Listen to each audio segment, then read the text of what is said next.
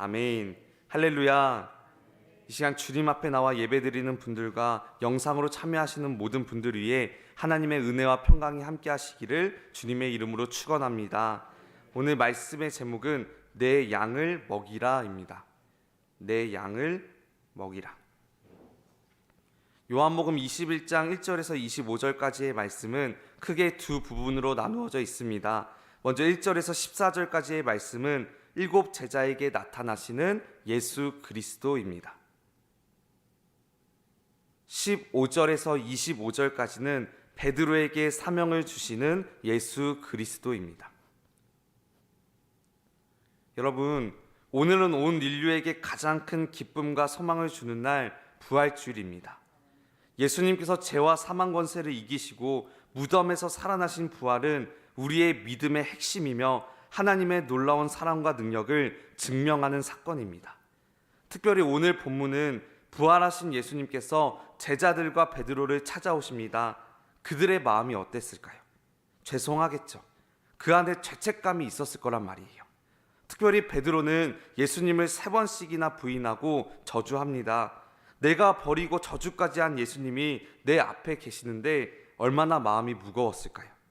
그러나 그런 베드로를 오늘 예수님께서 만나주시고 회복시켜 주십니다. 그리고 새로운 사명을 주십니다.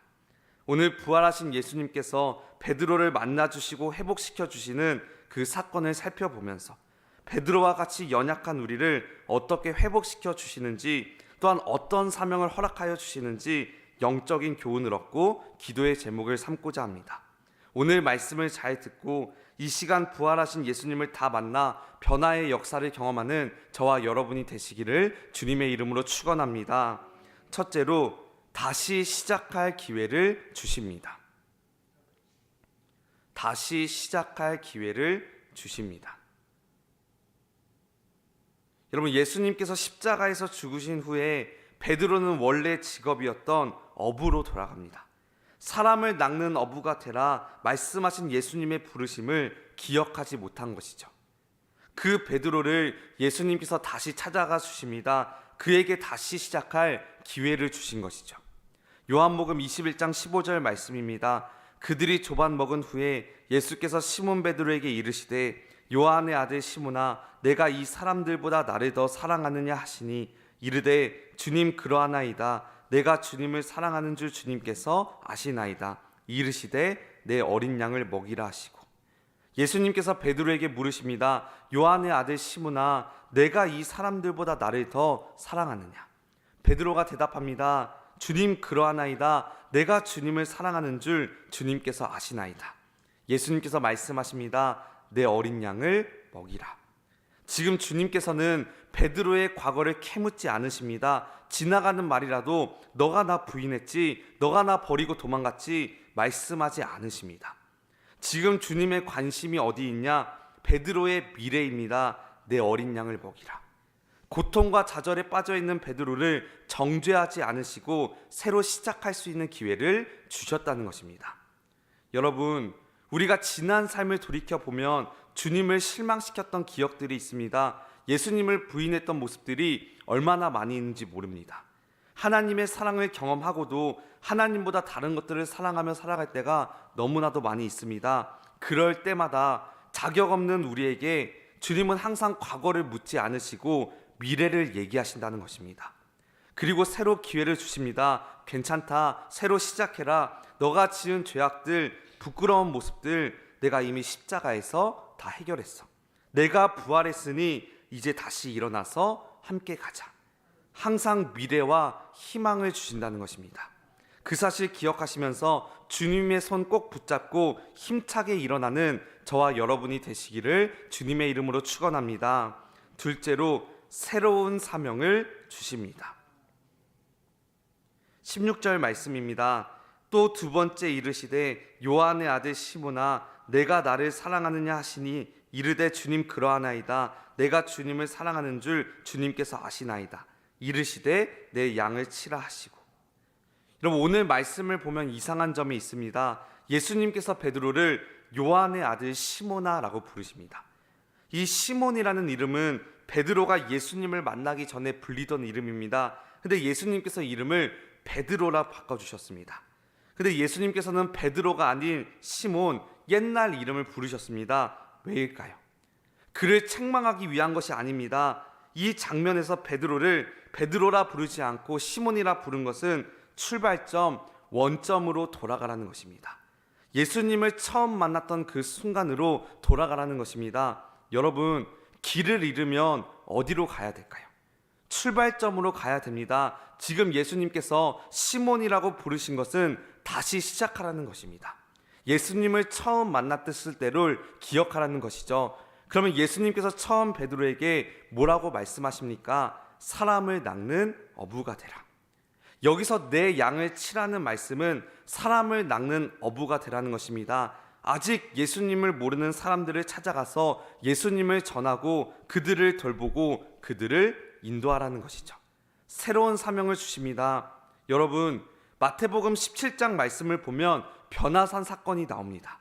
예수님께서 베드로와 야고보와 요한을 데리고 산에 올라가셨는데 예수님의 얼굴이 해같이 빛납니다. 옷이 빛과 같이 희어졌습니다. 모세와 엘리야가 나타나서 예수님과 함께 대화를 나눕니다. 그 모습을 본 베드로가 얘기하죠. 주여, 여기 있는 것이 좋사오니 내가 여기서 초막셋을 짓겠습니다. 하나는 주님을 위하여, 하나는 모세를 위해서, 하나는 엘리야를 위하여 짓고 여기서 살고 싶습니다. 근데 주님은요, 베드로의 간청을 매몰차게 거절하십니다. 그리고는 산에서 내려오십니다. 왜 그렇게 하셨냐? 그 산 아래에 자식 문제 때문에 고통받고 있는 아버지가 있었습니다.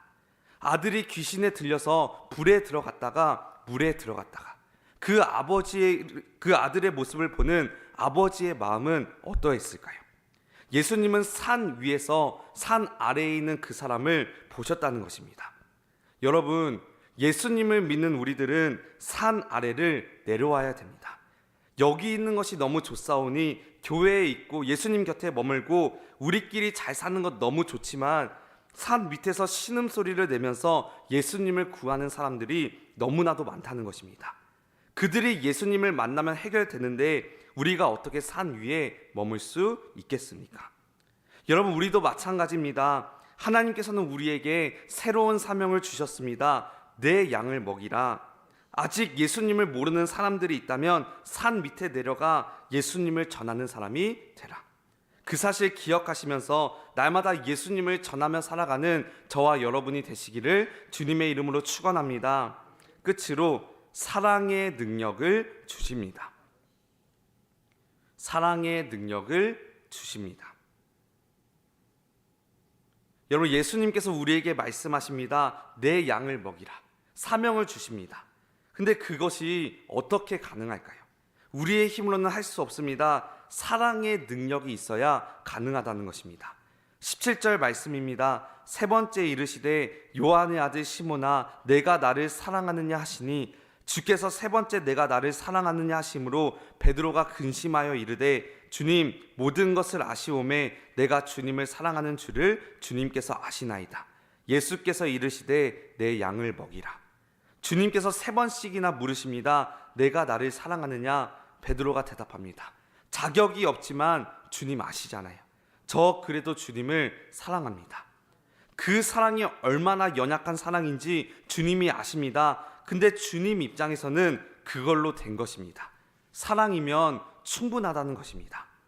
여러분, 우리가 떳떳해야 하나님 앞에 나올 수 있는 거 아닙니다. 주님 앞에 부끄러움이 많지만 우리가 날마다 예배자로 설 수 있는 이유는 주님, 그래도 제가 주님을 사랑합니다. 제가 주님을 떠날 수 없다는 사실을 주님께서 아시잖아요. 그걸로 충분하다는 것입니다. 예수님께서 내가 나를 사랑하느냐 물으신 것은 사명을 감당하기 위해 반드시 필요한 것이 무엇인지 깨닫게 하기 위함이었습니다. 그것이 바로 사랑입니다. 베드로의 죄를 용서해 주신 그 사랑. 그는 그 사랑을 받았기에 그는 어떤 사람도 용서하며 사랑할 수 있게 되었다는 것입니다. 베드로가 쓴 성경을 읽어보면 베드로가 어떤 사람이 되었는지를 알 수 있습니다. 베드로전서 4장 8절입니다. 무엇보다도 뜨겁게 서로 사랑할지니 사랑은 허다한 죄를 덮느니라. 사랑이면 충분하다는 것입니다. 사랑이면 어떠한 죄도 덮을 수 있다는 것입니다. 예수님께서 십자가 위에서 베드로를 용서하셨기에 베드로와 같은 우리들도 용서하셨기에 이제 우리도 사랑하며 용서하며 살아갈 수 있다는 것입니다. 주님께서 우리에게 원하시는 것은 하나입니다. 사랑입니다. 사랑만 있으면 용기도 생기고 십자가도 지게 되고 고난도 이기고 전도도 할 수 있고 모든 문제를 해결할 수 있다는 것입니다. 그래서 부활하신 예수님께서 우리에게 질문하십니다. 내가 나를 사랑하느냐? 그 질문에 예수님, 제가 주님을 사랑합니다. 고백할 수 있게 되기를.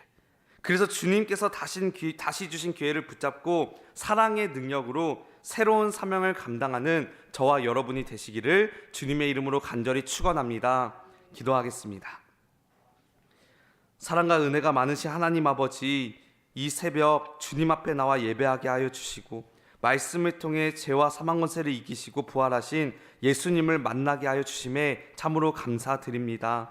주님께서 이 시간 내가 나를 사랑하느냐 질문하실 때 내 주님, 연약하지만 제가 주님을 사랑합니다 고백할 수 있는 저희들이 될 수 있도록 인도하여 주시옵소서. 그래서 새로운 사명을 향해 담대하게 전진하는 광림의 권속들 되게 하여 주시옵소서. 하나님 아버지, 이 시간 귀한 마음으로 하나님 앞에 예물을 올려드린 손길이 있습니다.